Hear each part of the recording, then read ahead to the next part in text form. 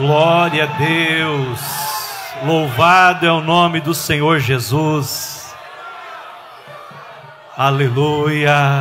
Você está sentindo a glória de Deus? Esse ambiente está saturado da presença do Senhor. Eu cumprimento os irmãos com a paz do Senhor Jesus. É uma alegria muito grande estar aqui nesta manhã para ministrar a palavra de Deus aos queridos irmãos.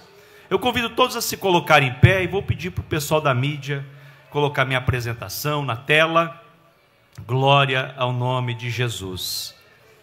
Nós vamos falar nesta manhã sobre integridade para influenciar e fazer discípulos.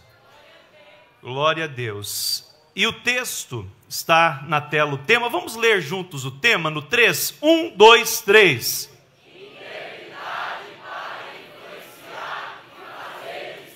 Glória a Deus, todo mundo está vivo aqui, cheio da presença de Deus, aleluia. Deixa eu passar aqui, vamos ver se vai funcionando, obrigado. O texto está em 2 Timóteo, capítulo 2, versículos 1 e 2, e eu vou ler aqui, na versão que eu tenho em mãos, diz assim a palavra de Deus: Tu, pois, meu filho, fortifica-te na graça que há em Cristo Jesus. E o que de mim, entre muitas testemunhas, ouviste, confia-o a homens fiéis, que sejam idôneos para também ensinarem os outros. Vamos ler juntos o texto? 1, 2, 3. Tu, pois...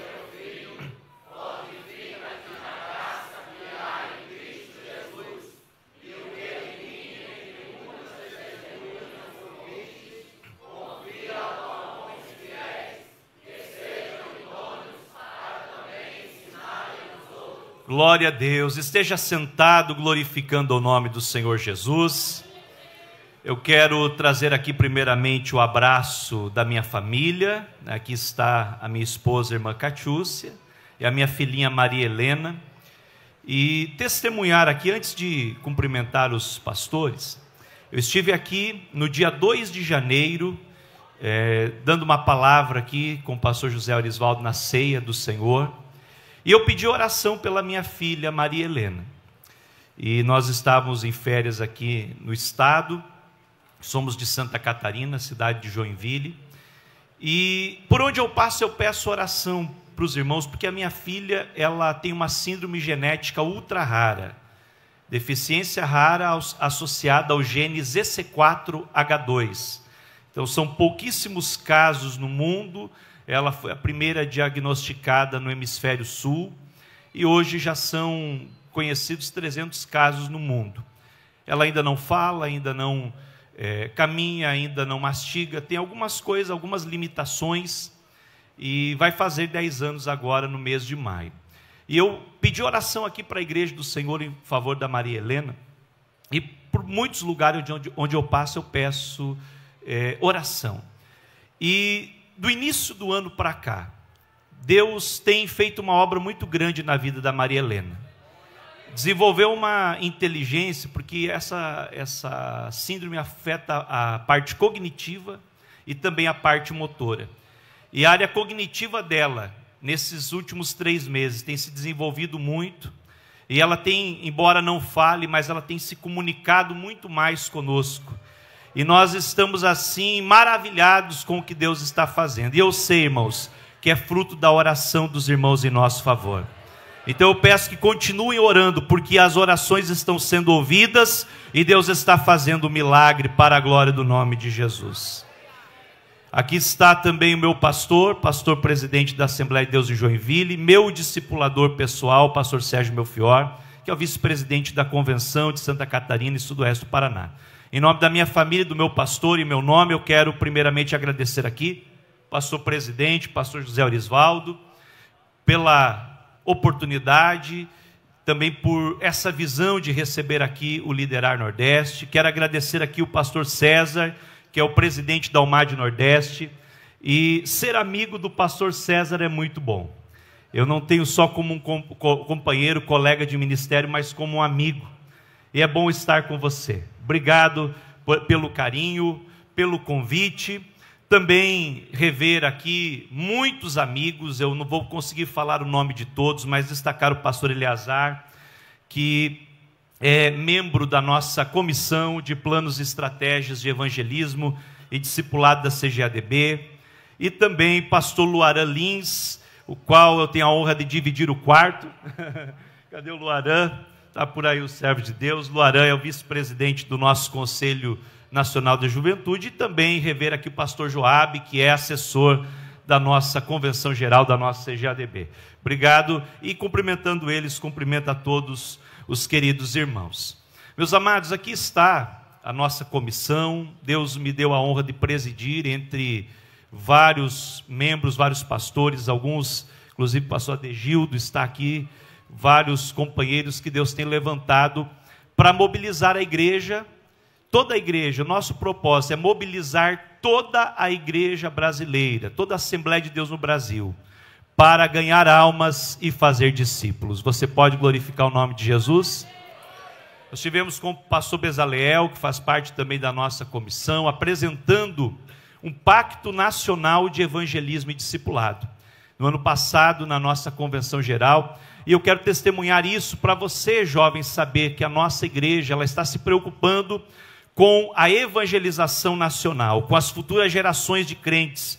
E nos próximos 10 anos, nós estamos vivendo, nesses 10 anos, a década da evangelização compromissada com o discipulado. E Deus está levantando um exército neste Brasil para ganhar almas e fazer discípulos para a glória do seu nome. E fazer discípulos é o tema que eu mais falo, que eu mais ministro. Eu trabalho já há mais de 20 anos com discipulado. Meu pastor presidente me discipulou. Ele não só me discipulou, mas me treinou para fazer discípulos há 22 anos atrás. E eu, logo depois de uns 2 anos, ele me colocou em tempo integral no ministério, ainda solteiro. E eu tenho acompanhado ele. Isso foi na cidade de Fraiburgo, na primeira presidência dele, que é uma cidade que faz geada, neve, coisa que vocês não têm aqui, uma cidade muito fria, capital da maçã. E de lá ele foi transferido para a cidade de Caçador, nós o acompanhamos, e hoje nós estamos há 13 anos na cidade de Joinville, fazendo a obra do Senhor. E no ano passado, Deus me deu o privilégio de escrever este livro, que é Evangelismo e Discipulado. Ele é um livro que foi escrito para o curso Teologia Aplicada, do Instituto Bíblico Esperança, de Porto Alegre, e ele trabalha a questão bíblica, teológica, conceitual e principalmente a prática do evangelismo e do discipulado. Como evangelizar? O que falar quando você está evangelizando? Qual é a mensagem que as pessoas precisam entender para se dizer que foi evangelizado? Será que só dizer o Jesus te ama, você evangelizou alguém? Ou ela precisa conhecer o plano da salvação? Outras questões, por exemplo, o que desenvolver no grupo de jovens na área da evangelização? Para cada mês do ano, nós temos aqui uma atividade. Como eu desenvolver uma estratégia para ganhar o meu bairro para Jesus? Ou fazer uma ação rápida com os jovens, uma estratégia que eu chamo de estratégia simples. Ou como eu posso desenvolver uma estratégia estruturada, um programa, um plano, para ganhar a minha cidade inteira, ou para evangelizar a cidade inteira. Então, tudo isso eu trato no livro, e principalmente a questão do discipulado. Como discipular? Qual é a melhor ferramenta para discipular? Como você pode desenvolver um relacionamento de discipulado?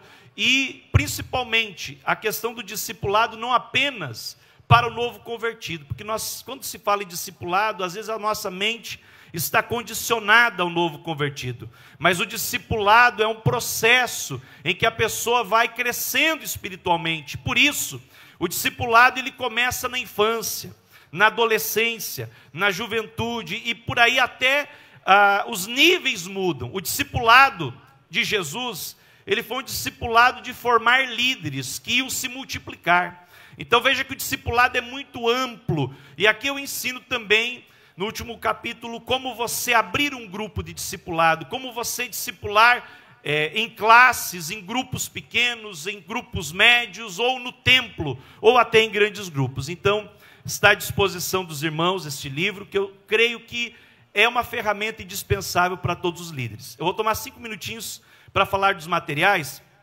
porque enquanto eu estou falando dos materiais, você está percebendo que eu já estou palestrando, eu já estou explicando que são insights que vão ser úteis durante essa palestra.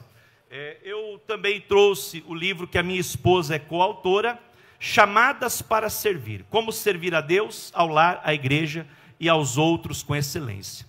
E aqui são 3 esposas de pastores e uma jovem solteira, que falam a respeito da vida da mulher, da feminilidade, a mulher entender o seu temperamento, e entendendo o seu temperamento, descobrir o propósito, como descobrir o seu propósito, que foi a mensagem que o pastor ministrou aqui para nós. O propósito geral é glorificar a Deus, mas dentro desse amplo, qual é o propósito específico? E aí então tem a questão da vida espiritual, servindo a Deus, jejum, como jejuar, como orar de maneira eficaz, como fazer e escrever um devocional, como você praticar o estudo da palavra, e também uma disciplina esquecida pela igreja contemporânea, que é a disciplina da autoavaliação. Quando Paulo disse, examine-se a si mesmo. Como eu me autoavaliar? Tem pessoas que crescem espiritualmente tão devagar, que de um ano para o outro ele não consegue perceber uma mudança. Como eu mudar isso? Através de uma autoavaliação e ter propósitos de crescimento espiritual. E por último, como a mulher pode servir, sendo uma mulher solteira, uma mulher casada, mulheres casadas, como ensinar o marido a servir, essa aqui é muito boa, como ensinar os filhos a servir, como servir a igreja, como servir a família, como servir ao mundo. Então, muito bom esse livro, e já foi estudado por mais de 2.000 mulheres, porque ele acaba sendo um discipulado feminino também. Aleluia. Agenda aí, quem quiser participar, nosso 11º Congresso Discipulado para o Brasil. Depois, amanhã, eu vou colocar todos esses slides no site do Discipulado para o Brasil. Quem sabe aí eu mando o QR Code, ou o link para o pastor César, ele vai distribuir para a liderança, para vocês baixarem esses slides. Integridade para influenciar e fazer discípulos. Eu quero dividir aqui a minha fala nesses 3 pontos. Você vai ler o que está em caixa alta, o que está em maiúsculo. No 3, 1, 2, 3. Influenciar.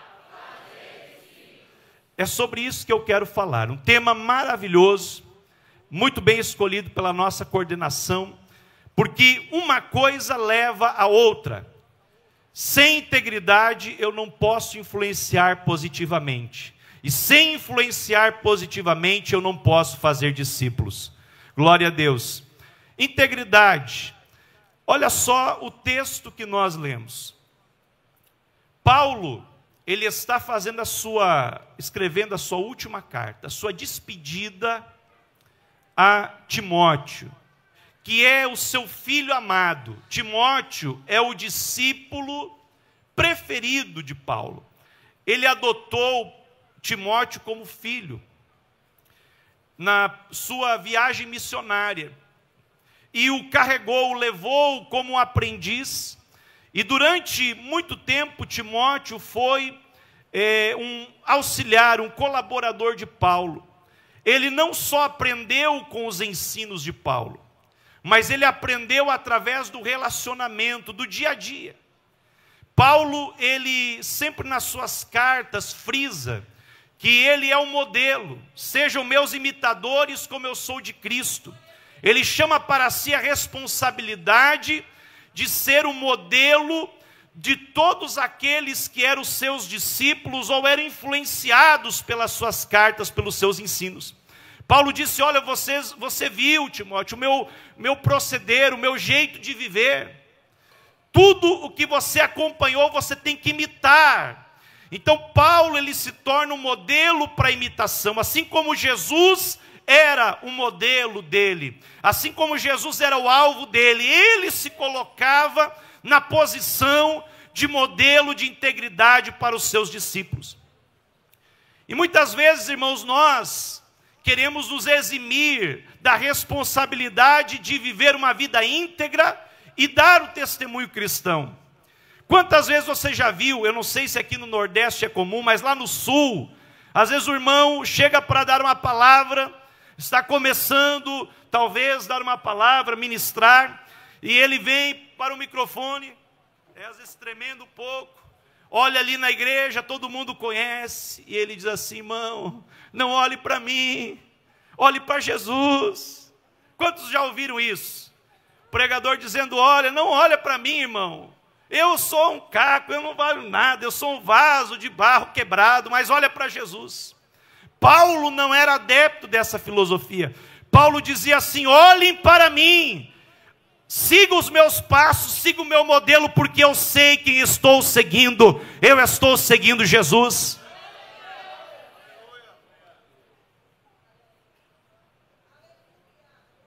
Ele tem autoridade para dizer: e o que de mim? Entre muitas testemunhas ouviste. Na linguagem de hoje, diz assim: o que muitas testemunhas falaram a meu respeito, a respeito da minha conduta, o que você ouviu das pessoas e o que você ouviu de mim. Isto mesmo, tem a tradução aqui, não é corrigida, mas em outra tradução diz, coloca essa palavra, isto mesmo, confia-o a homens fiéis, que sejam idôneos, para também ensinarem os outros. Então Paulo se coloca no lugar do modelo de integridade. Todo o meu ensino, toda a minha prática, porque integridade é não desassociar ensino da prática. Anote isso. Integridade é fazer com que o ensino e a prática caminhem junto. É a integridade que dá autoridade para que nós possamos ser modelo diante dos nossos liderados. E aí ele disse: todo esse bojo de prática e de palavra de Deus, de ensinos, você agora, Timóteo, que já recebeu de mim, que já é meu discípulo, que já vive isso, porque Paulo considerava Timóteo como um modelo. Sê tu o modelo dos fiéis. Paulo considerava Timóteo um homem íntegro. Olha, a fé que habitou, a fé não fingida, a sinceridade que habitou na sua avó Lloyd, na sua mãe Eunice, essa mesma fé não fingida habita em você. Então, como você é íntegro, como você é um modelo, agora aquilo que você recebeu de mim, isto mesmo, você confia a homens fiéis e idôneos. Para quê? Para que eles confiam, ensinem a outros. E outra tradução diz: capazes para ensinar a outros. O que Paulo está dizendo é o seguinte: a minha liderança não se resume em para quem eu estou ministrando no momento. A minha liderança não se resume ao tempo que eu ficarei no cargo. A minha liderança, ela não está apenas nas grandes realizações de eventos, de festas, de congressos, de atividades que são o auge, né, o momento áureo da liderança, e que a liderança aparece no meio das atividades da igreja. Mas eu estou olhando para as futuras gerações. E a minha liderança, ela só vai ser comprovada que foi uma boa liderança quando a quarta geração estiver preparada. Paulo, primeira geração. Timóteo, segunda geração. Ele não conheceu a terceira, ou talvez não estava contemplando alguém especificamente, mas ele disse: a terceira geração tem que seguir o mesmo modelo, tem que ser homens fiéis e também idôneos. Ele não fala tem que ser homens capazes, embora isso é um segundo momento. Não fala, olha, eu quero homens que tenham uma boa oratória, que tenham dons espirituais maravilhosos, homens que tenham uma boa locução, uma boa fluência, mas ele disse, eu quero homens fiéis. Porque para Deus, irmãos, integridade, anote isso, integridade tem mais a ver com fidelidade do que sucesso. Se nós olharmos para a história da igreja, para a história da Bíblia Sagrada, homens que foram íntegros, homens que foram fiéis até o fim, como o apóstolo Pedro, à luz do olhar do mundo, eles foram fracassados. Pedro morreu crucificado de cabeça para baixo, mas para Deus era lucro, para Deus era bênção, porque Deus não está preocupado com o sucesso humano, Deus não está preocupado com os likes, Deus não está preocupado com os seguidores, mas Deus está preocupado em que você seja fiel. Levante a tua mão e adore ao nome de Jesus. Aleluia. Esses homens fiéis, eles precisam ser idôneos. Quando se fala em fidelidade, se fala um peso, só uma medida. O ciclo do santuário era o padrão dos pesos no Antigo Testamento. Era o fiel da balança. O peso, a medida, fidelidade, integridade. Esses homens, além de serem fiéis, eles precisam ser também idôneos. Idoneidade é o estado de maturidade. É quando alguém é capaz de tomar decisões com responsabilidade. É quando alguém, uma pessoa idônea, é uma pessoa que a palavra dela tem valor. E idoneidade não tem a ver com idade. Lá no sul, né, eu pastorei uma região no interior, um campo missionário, e os irmãos lá tinham um hábito de dizer assim, quando chegava uma pessoa idosa, olha, esse irmão é idôneo. Era um costume lá daquela região. Esse irmão é idôneo. Vamos chamar esse irmão idôneo aqui para dar uma palavra. E às vezes eu olhava e sabia que aquele irmão era fofoqueiro, comprava e não pagava, fazia alguma coisa errada. Eu dizia, mas o que estão pensando? Eu tive que ensinar a igreja o que é idoneidade. Idoneidade não tem a ver com a idade, mas claro que espera-se que quanto mais velha a pessoa seja mais idônea. Mas idoneidade tem a ver com compromisso e fidelidade. A Bíblia diz que quando Saul estava endemoniado, precisava que alguém tocasse a harpa para que o espírito mau saísse dele. A Bíblia diz que alguém do palácio afirmou, olha, tem um filho de Jessé. Esse rapaz é um jovem de boa aparência, ele é valente e ele é sisudo em palavras. É uma pessoa que tem idoneidade, que tem essa capacidade que quando as pessoas olham para ele como uma pessoa jovem, a primeira aparência, a primeira impressão talvez é não dar credibilidade, mas à medida que o conhecem, colocam credibilidade nele, porque ele é uma pessoa íntegra. Glória ao nome de Jesus. Irmãos, eu gosto de citar alguns autores, e John Maxwell diz que a verdadeira medida da integridade é o que você faz quando ninguém está olhando. Falando de Davi, o gigante, ele foi vencido, não no momento em que ele estava no campo de batalha com todo Israel e os filisteus congregados, mas ele começou a vencer o gigante antes, na sua comunhão e intimidade com Deus, e matando o urso e leão lá no anonimato, lá no deserto. Ei, integridade, irmãos, não é o que você faz em público, mas é o que você faz quando ninguém está olhando.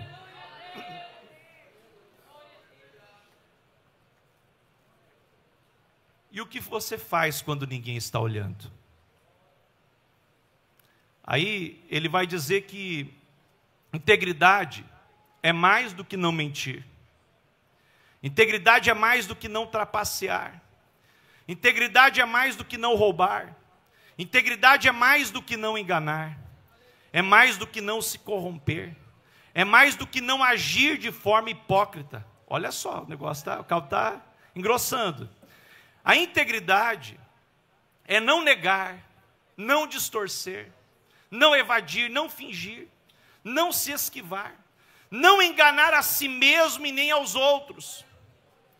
Quando nós não mentimos, mas melhoramos um pouquinho uma verdade, damos uma ajeitadinha, não estou mentindo, mas eu estou omitindo, eu não estou agindo com integridade, mas a integridade é não enganar a si mesmo. O maior tolo é aquele que engana a si mesmo. Por quê? Porque a Deus ninguém engana. Você pode enganar os outros ou a si mesmo, mas Deus ninguém engana.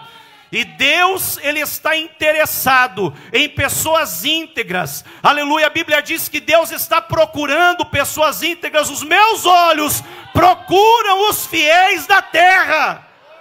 Ele está procurando, Ele está à procura. Por quê? Se tivesse assim, a rodo, Ele não procuraria.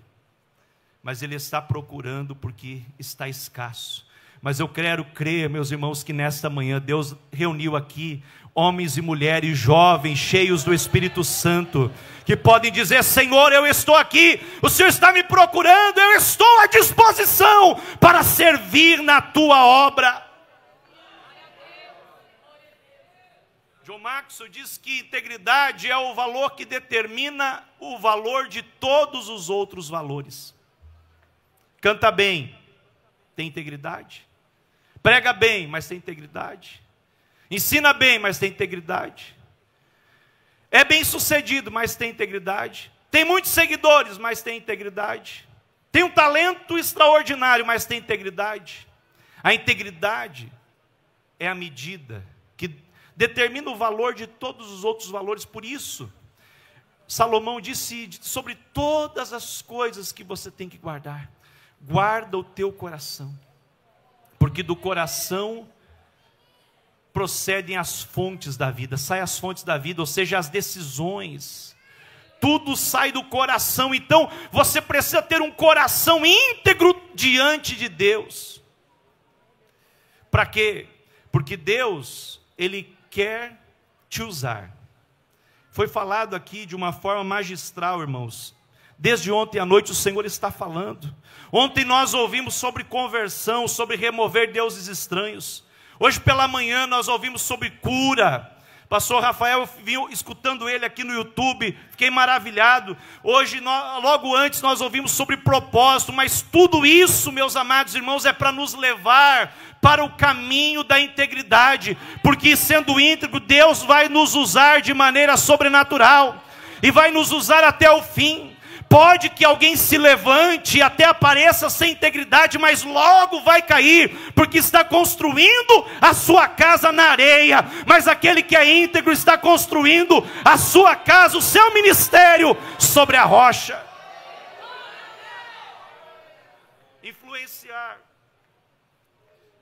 Influenciar tem a ver com liderança. Anote essa pergunta aí no seu bloco de anotações. O que é liderança? O que é liderança para você? O que você acha que é liderança? Liderança é ter um cargo, liderança é estar à frente de um trabalho, é se destacar, liderança é mandar nos outros, é ter autoridade para mandar. O que é liderança? Achei essa figurinha na internet, irmão, e o camarada está subindo uma montanha ali, o líder, né, com a bandeira vermelha, mas deleta a bandeira vermelha e imagine uma verde e amarela ali, tá? Ó, os irmãos estão dando glória aí, ó. Olha só, o que é liderança? Na minha visão, eu ouvi isso de alguém, em algum lugar, muitos anos atrás, quando eu era jovem, como a maioria de vocês aqui.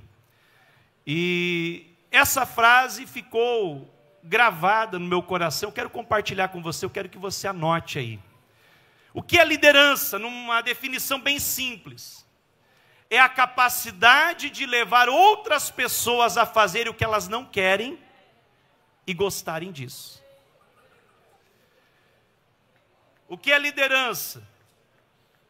Ou quem gosta, né, de ficar o dia inteiro sentado, viajar muitas horas de ônibus, dormir em alojamento ou dividir quarto com 2 ou 3 ou 4 no hotel.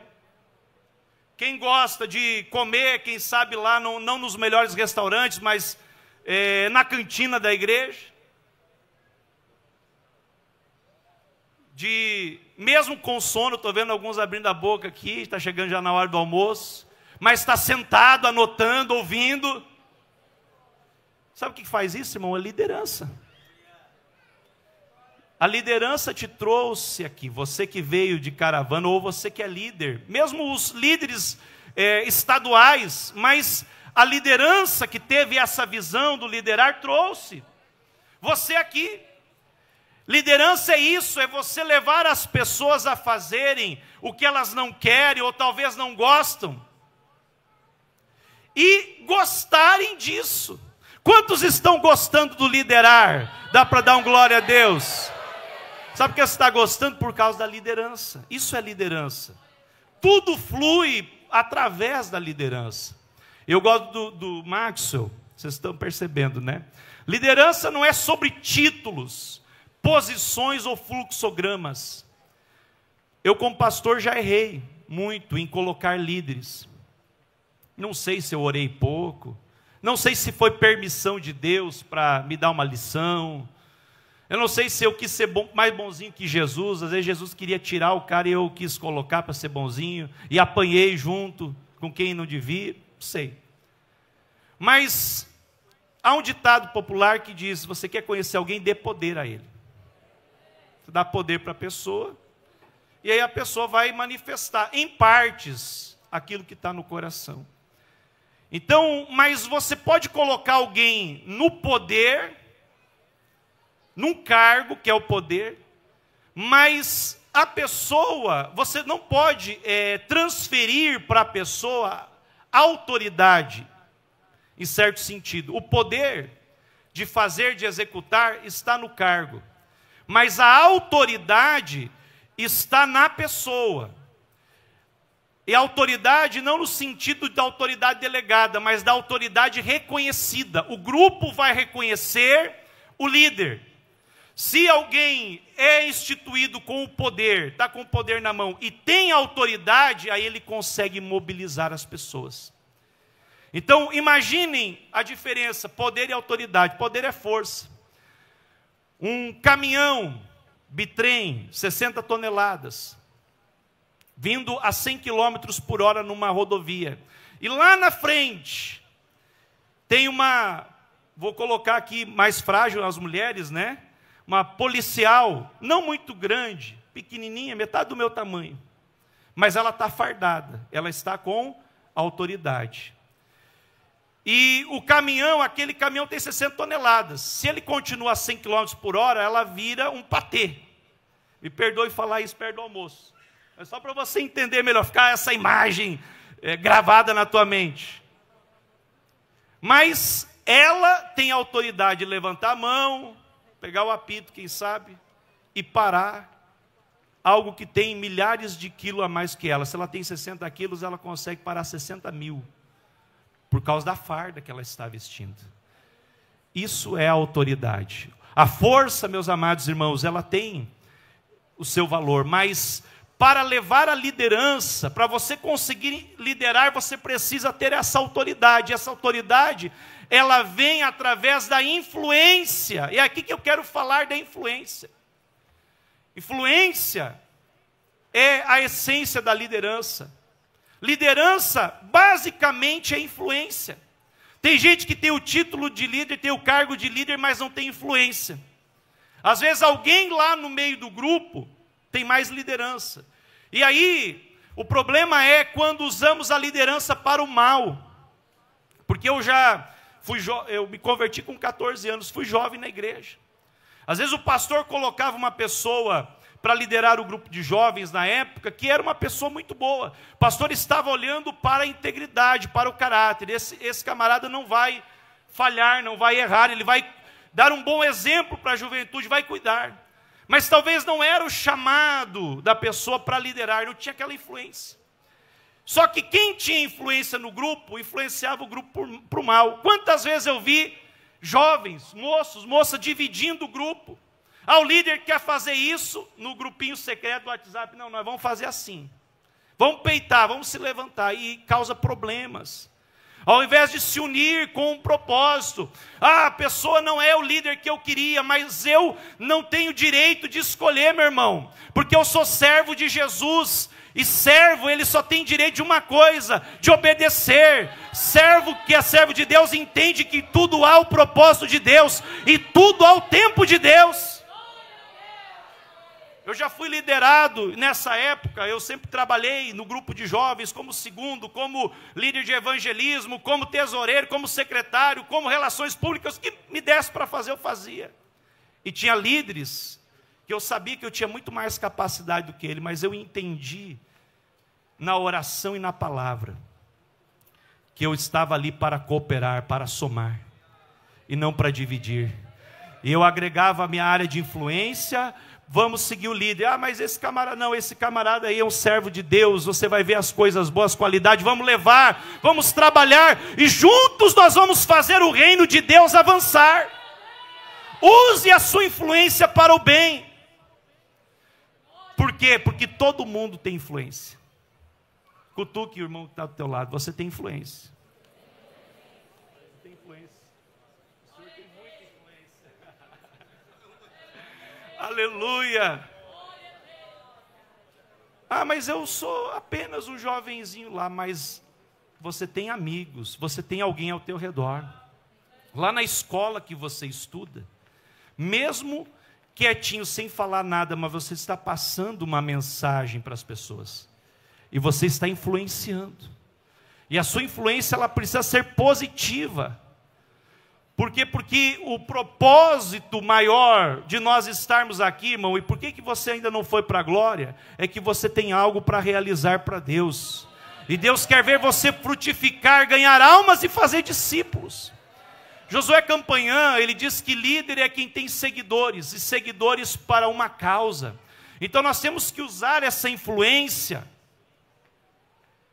para realizar pelo menos algumas coisas na área da liderança. O líder, ele não é alguém que tem um cargo, embora a pessoa que tem o poder, ela tem o cargo. Mas o líder é alguém que tem seguidores, e aqui não é os seguidores virtuais, aqui estou falando dos seguidores do mundo da vida real, que inspira a visão. Como você inspira a visão? Vivendo aquilo que você prega. Aleluia, se você é apaixonado por alguma coisa para fazer no reino de Deus, é isso que você inspira nas pessoas. Aleluia, você vai dando visão para as pessoas. E você mobiliza pessoas por uma causa. Então tem líderes no meio da igreja, no meio da juventude, que tem seguidores, tem uma visão, mas a visão é distorcida e mobiliza pessoas para uma causa inútil, uma causa ruim.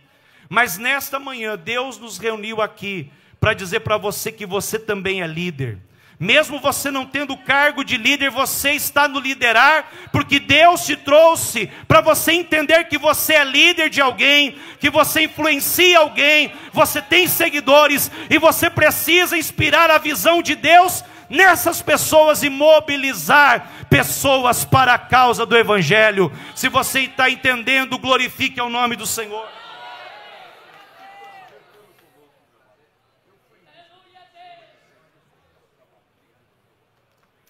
Fazer discípulos, lembra? Nós iniciamos aqui falando sobre integridade para influenciar e fazer discípulos.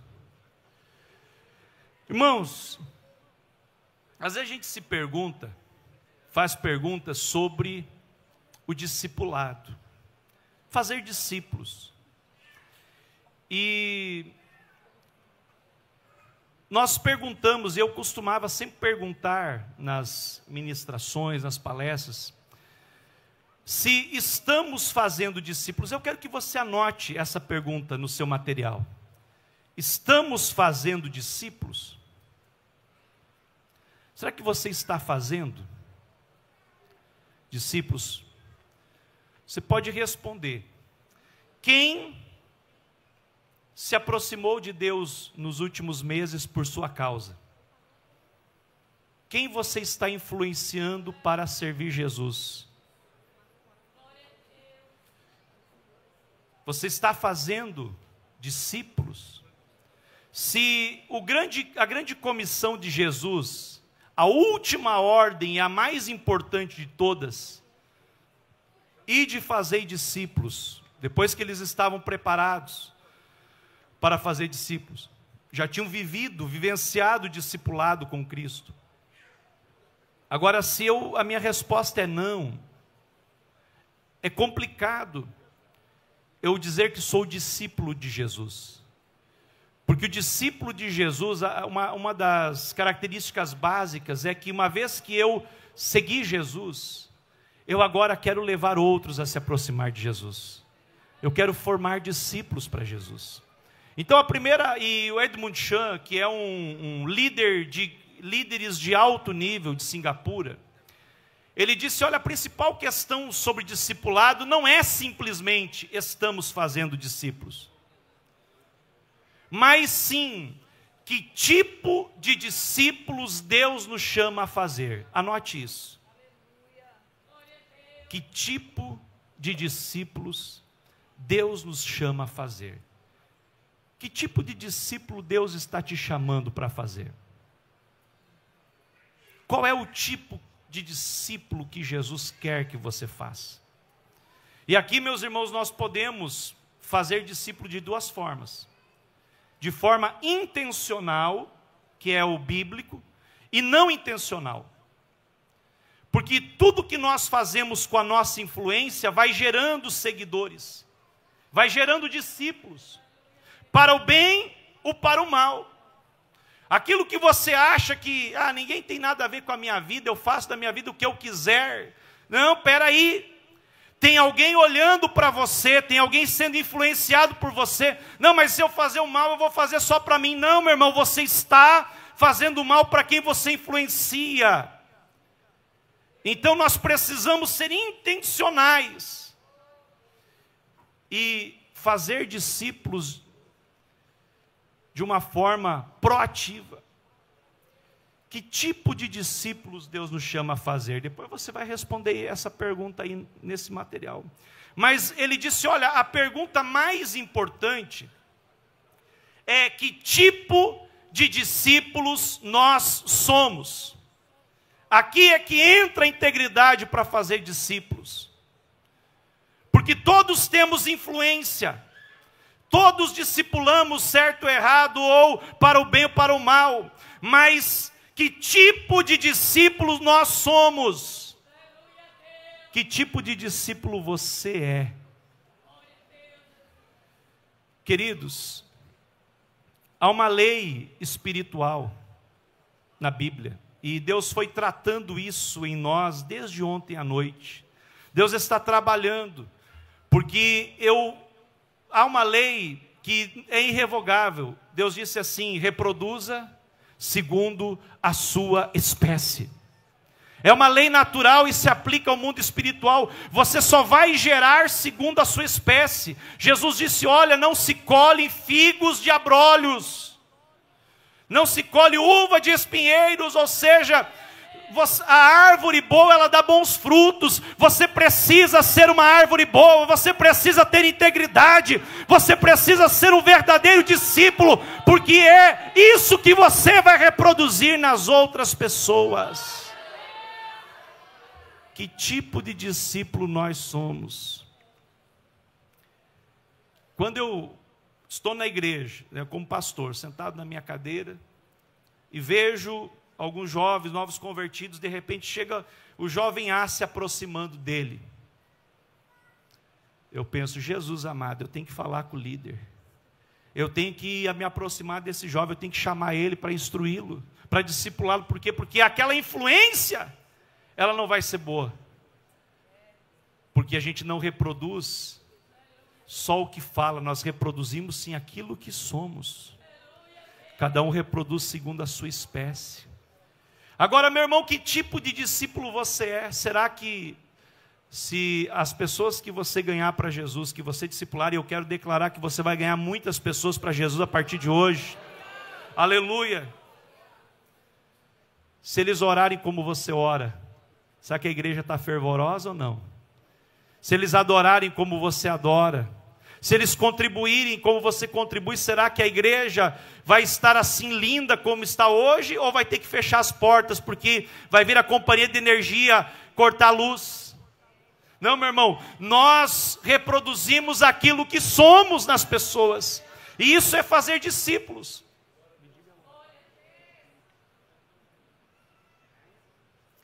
C.S. Lewis, você conhece?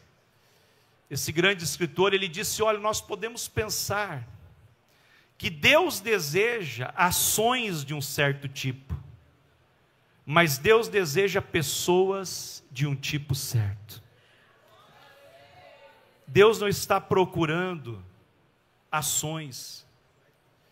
Se você dá o glória a Deus mais alto do liderar, eu fico feliz de ouvir. Mas não é isso que vai atrair a atenção de Deus.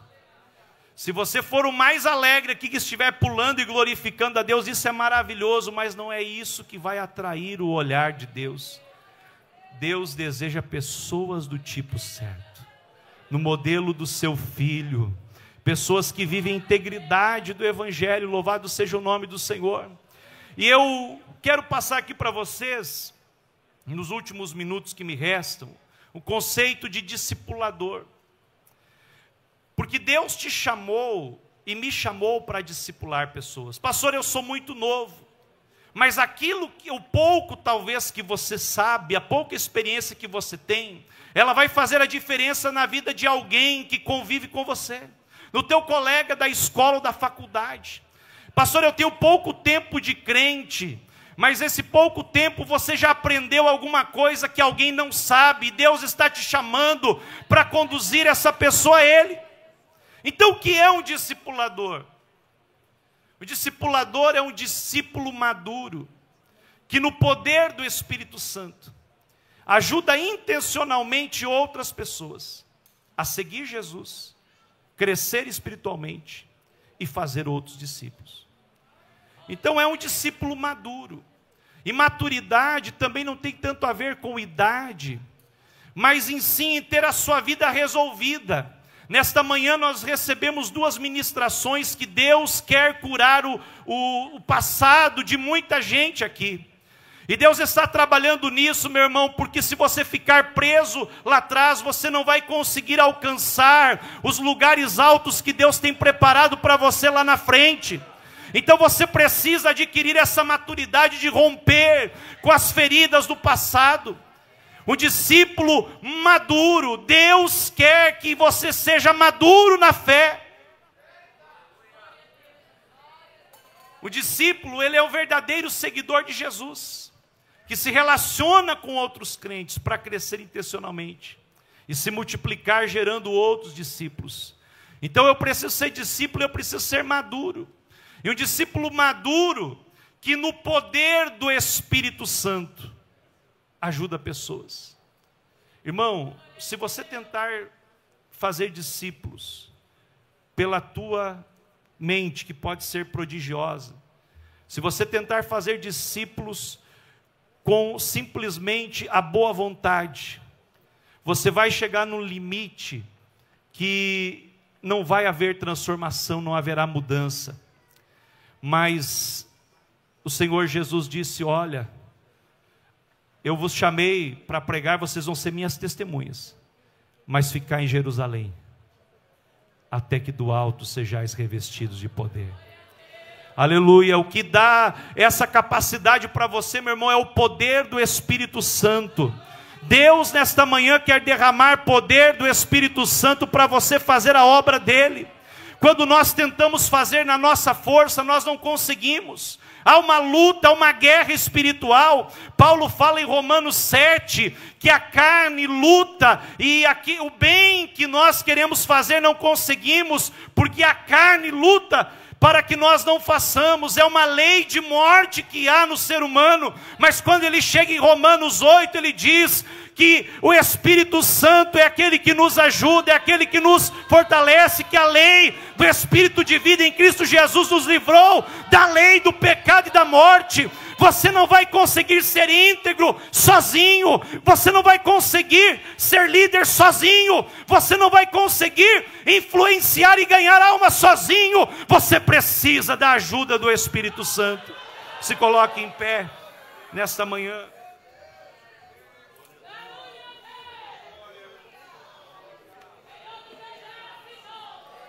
Xarabacanteremaste candarai, aleluia. O Espírito Santo quer te capacitar, porque é uma grande obra para você fazer, meu irmão. Você, líder, não foi chamado para ser um promotor de eventos.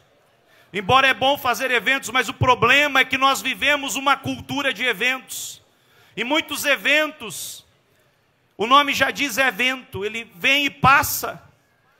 Você se prepara para o congresso e parece que naquela semana você está na santidade de Deus. Se você levantar a mão para o céu, Jesus te leva de tão santo que você está. Mas na semana seguinte, passou o evento, parece que não fez efeito. O que é isso, meu irmão? É que a nossa vida cristã não é vivida de eventos. Você não come churrasco todo dia, meu irmão. É o arroz e feijão que vai fazer a diferença no teu dia a dia. É a caminhada diária, é a vida cristã diária. Aleluia, é você manter uma vida de comunhão com o Espírito Santo. Então Deus te chamou, líder, para além de fazer eventos, você formar discípulos e deixar um legado, uma marca nas gerações que virão. Paulo morreu em pouco tempo depois que escreveu a carta. Deus já havia revelado para ele que ele iria morrer, ia ser martirizado. Ele não conheceu a quarta geração. Paulo, Timóteo, homens fiéis e idôneos, outros homens fiéis e idôneos. Um discípulo fez outro discípulo, fez outro discípulo, fez outro discípulo, fez outro discípulo, fez outro discípulo. E assim eu poderia repetir milhares de vezes, e um dia alguém chegou até você. Talvez o teu pai ou a tua mãe, talvez o teu líder, talvez o teu pastor, talvez alguém, um jovem da igreja, você que não servia a Deus, não nasceu lar cristão, mas um dia, porque discípulos fizeram discípulos, você ouviu a mensagem do Evangelho. E agora essa tocha está nas tuas mãos, o bastão está com você. Quem é a pessoa que vai ficar no teu lugar? Para concluir, John Maxwell também disse que a primeira coisa que nós devemos fazer como líderes é nos preparar para a despedida. É pensar estrategicamente, se eu sair, quem ficará no meu lugar? E isso tem a ver com fazer discípulos. Invista, meu irmão, em fazer discípulos. Quem é a pessoa no seu grupo que a partir de hoje você vai adotar? Que a partir de hoje você vai ajudar intencionalmente a seguir Jesus, crescer espiritualmente e fazer outros discípulos. Eu quero orar por você que quer hoje dizer: Senhor, eis-me aqui. Levante a tua mão para o céu, feche os seus olhos e comece a apresentar a sua vida para Jesus. Pode começar a orar, se o grupo conjunto puder fazer o fundo musical. Aleluia, pode começar a falar com Deus. Talvez você diga assim: Senhor, eu não sou perfeito, eu preciso melhorar muito. Eu quero dizer para você, eu também preciso melhorar muito. Mas isso não é desculpa para nós não fazermos discípulos. Aleluia, eu preciso dizer: Senhor, eu estou disposto a melhorar o que for preciso. Eu estou disposto a me colocar na posição que o Senhor quer, para ser um instrumento nas tuas mãos. Senhor, eu sou um vaso nas tuas mãos. Ore ao Senhor neste momento. Amado Jesus, eu me coloco diante de Ti nesta manhã, orando pelos meus irmãos e pelas minhas irmãs, Senhor, aqui neste 5º Liderar Nordeste. Pai querido, vem trabalhar em nossas vidas e desenvolver em nós a integridade, para que possamos, Senhor, cada vez mais chegar perto do Senhor, estarmos mais parecidos contigo, sermos modelos a ser seguido, Pai querido, e usarmos a nossa influência para fazer discípulos para o Senhor. Não deixa, Senhor, eu passar por um lugar, eu passar por uma liderança, eu passar por um cargo, Senhor, sem formar discípulos, sem deixar a Tua marca na vida de alguém.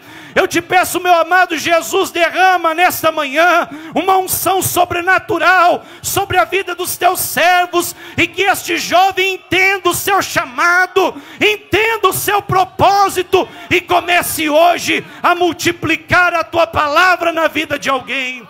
Pai querido, nós declaramos a Tua bênção sobre todo o Teu povo, em nome de Jesus.